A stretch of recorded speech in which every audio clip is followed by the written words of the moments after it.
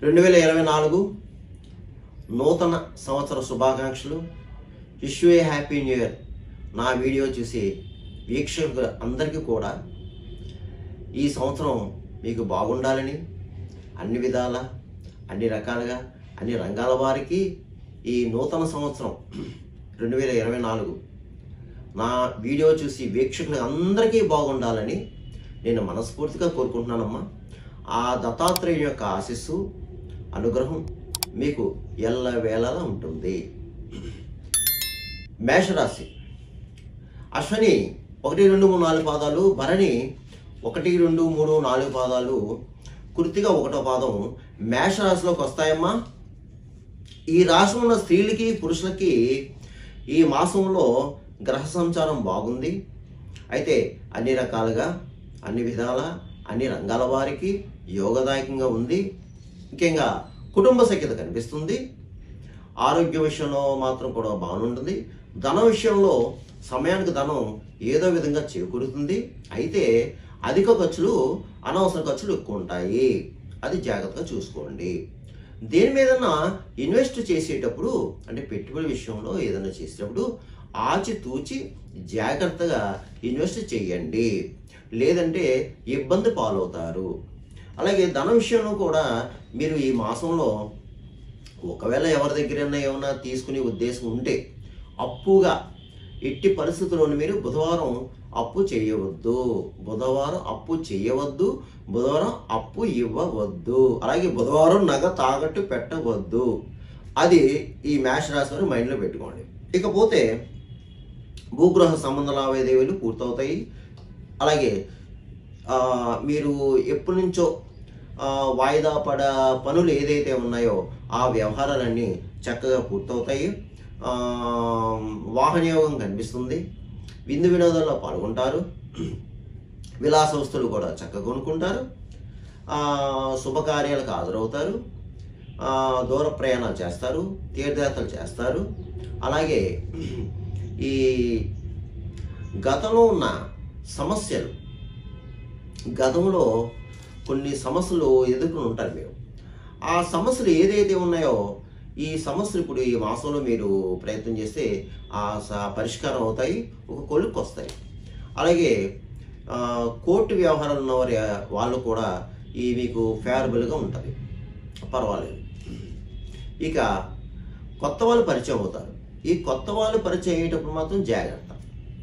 పాత మిత్రులను కలుసుకుంటారు, ఇబ్బంది అయితే లేదు. చక్కగా వారితో సంభాషణ సంతోషంగా ఉంటుంది, ఆహ్లాదకరంగా ఉంటుంది. అలాగే కొన్ని ఆహ్లాదకరమైన ప్లేసెస్, ఆ స్థలాలు కూడా మీరు వెళ్ళడానికి అవకాశం ఉంది, ఏం పర్వాలేదు. అయితే కొత్త వాళ్ళు పరిచయం అయినప్పుడు మాత్రం జాగ్రత్త. వాళ్ళని నమ్మి మీరు అనవసరంగా పత్రాలు కానీ బంగారం కానీ డబ్బు కానీ ఏది ఇవ్వద్దు, మోసపోతారు. ఇక స్పెక్యులేషన్ లాభిస్తుంది. రియల్ ఎస్టేట్ రంగం ఉన్న వారికి బాగుంది. అలాగే ప్రైవేట్ కాంట్రాక్ట్స్ ఎవరైతే ఉన్నారో వాళ్ళకి కూడా బాగుంది. ఇక రాజకీయ పరంగా వస్తే రాజకీయ నాయకులకు కూడా బాగుంది. కాకపోతే ఏంటంటే మీ మీద కాస్త నరదిష్టి ఉంటుంది. ఈ మాసం మీకు కాస్త నరఘోష ఉంటుంది, మాత్రం జాగ్రత్తగా చూసుకోండి. ఇక కళారంగంలో ఉన్న వారికి, సినిమా టీవీ రంగం ఉన్న వారికి, అన్ని రకాల డిపార్ట్మెంట్ వారికి కూడా బాగుంది. కొత్త కొత్త అవకాశాలు వస్తాయి. అలాగే మీరు ఉన్న దాంట్లో కూడా మంచి డెవలప్మెంట్ అవుతారు. మీకు అవార్డులు రావడానికి అవకాశం ఉంది. తర్వాత ఎవరు ఏ వృత్తిలో ఉన్నా సరే ఆ వృత్తిలో రాణింపు అనేది ఒకటి ఉంటుంది. మీ స్కిల్ బయటపడుతుంది. అంటే ఇప్పుడు అవకాశం ఏంటంటే మీకు మంచి చక్కటి అవకాశం, సువర్ణ అవకాశం. మీరు కొంచెం కష్టపడాలి. కష్టపడితే మీలో ఉన్న టాలెంట్ బయటపడుతుంది. దాన్ని బట్టి మంచి మంచి అవకాశాలు వస్తాయి. అవకాశాలు ఉపయోగించుకోండి. అయితే దీంట్లో కొంతమంది బద్ధకస్తులు ఏదో ఉన్నారు. ఆ బద్ధకస్తులు బద్ధకాన్ని విడనాడి చక్కగా మీరు ప్రయత్నం చేస్తే తప్పకుండా మీరు సక్సెస్ అవుతారమ్మా. ఎందుకంటే బాగున్నప్పుడు మన ప్రయత్నం ఎక్కువ చేసుకోవాలి. ఇంకా బాగోలేనప్పుడు మనం చేసేది ఏమీ లేదు ఏమో. అందు గురించి ఏంటంటే మీ అందరూ కూడా చక్కగా మీ ప్రయత్నాలు మాత్రం మానకుండా ప్రయత్నం చేసుకోండి. ఏది కూడా మానదు, ప్రయత్నం చేసుకోండి. ఈ గోచార ఫలాలు, ఈ రాశి ఫలాలు కేవలం మీకు ఒక 50%, 40-50% మాత్రమే మీకు పనిచేస్తుంది. మిగతాది మీ జన్మ జాతకాన్ని బట్టి ఉంటుంది. ఎందుకంటే నేను చెప్పి కొంతమంది జరగచ్చు, కొంతమంది జరగకపోవచ్చు. అది మాత్రం గుర్తుపెట్టుకోండి. ఎందుకంటే చాలామంది కాల్ చేస్తున్నారు, గురువుగారు మీరు చెప్పినవి జరిగినండి బాగున్నాయండి, మీరు చెప్పి పరిహారం బాగున్నాయని కొంతమంది, గురువుగారండి మీరు అసలు చెప్తున్నారు కానీ మాకు అవ్వట్లేదని కొంతమంది. ఎందుకంటే మీ యొక్క జన్మజాతక పరిస్థితి ఏంటో, మీ యొక్క పొజిషను, గ్రహాలు ఉన్న పరిస్థితి ఏంటో నాకు తెలియదు కదా.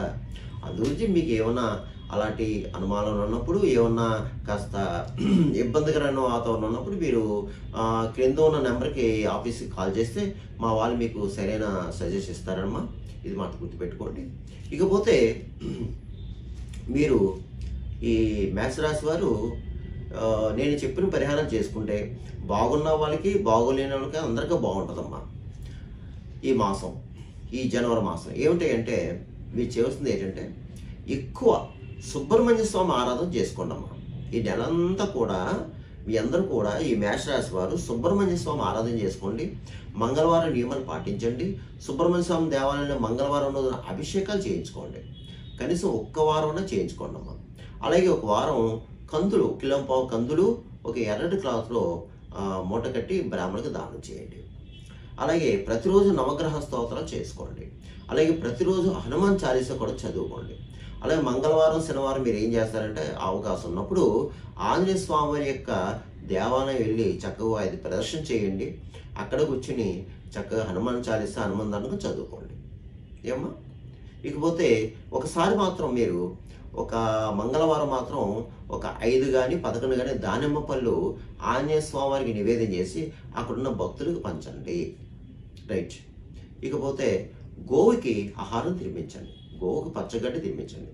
అలాగే కాకులున్న ప్రదేశంలో కాస్త తీపన్నం పెట్టండి. పావురాలకి జొన్నలు వేయండి. కుక్కలకు బిస్కెట్లు, బ్రెడ్ పెట్టండి. అలాగే భిక్షగాళ్ళకి కాస్త ఏదైనా ఆహారం పెట్టండి. ముఖ్యంగా పారిశుద్ధ కార్మికులు ఎవరైతే ఉన్నారో వాళ్ళకు కూడా కాస్త ఆహార రూపంగానే, ధనపరంగా కానీ ఎంతో కొంత సహాయం చేయండి. మీరు ఎక్కువ ఇందులో బాధపడేవారు ఏమైనా ఉంటే, అంటే సకల శత్రు రోగ రుణబాధలు, కోర్టు కేసులు, వ్యవహారం ఉన్నవారు మీరు ఏం చేస్తారంటే లక్ష్మీ నరసింహస్వామి వారికి కళ్యాణం చేయించుకోండి. లక్ష్మీ నరసింహస్వామి వారికి ఒక మంగళవారం కానీ బుధవారం కానీ కళ్యాణం చేయించుకుంటే స్వామివారి దయ వల్ల మీరు అతి తొందరలో ఆ కష్టాల నుంచి, ఆ బాధ నుంచి, ఆ రుణాల నుంచి విముక్తులు అవుతారు. అందుగురించి నేను చెప్పిన చేసుకుని ఈ మాసం అంతా మీకు మంచి జరుగుతుందమ్మా. శుభం జరుగుతుంది. శుభం భవతు. స్వస్తి.